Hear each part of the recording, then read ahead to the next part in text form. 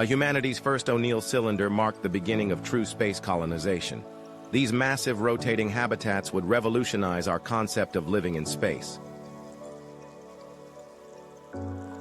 Inside these vast cylinders, rotating landscapes created Earth-like gravity, allowing entire ecosystems to thrive in the void of space. An asteroid mining provided the raw materials needed to expand the cylinder network, turning space rocks into homes for millions. Multiple cylinders joined to form vast colony clusters, creating the first true spaceborne cities with their own unique cultures and societies. Zero-gravity manufacturing zones between cylinders produced materials and products impossible to create under planetary gravity. A vast transportation network connected the cylinder colonies, creating a new civilization spread across the solar system.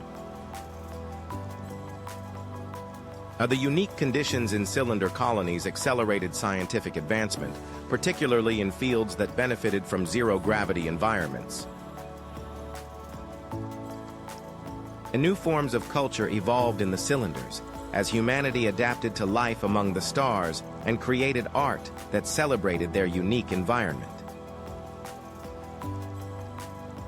The advanced recycling and resource management became crucial as cylinder colonies strived for self-sufficiency in the void of space.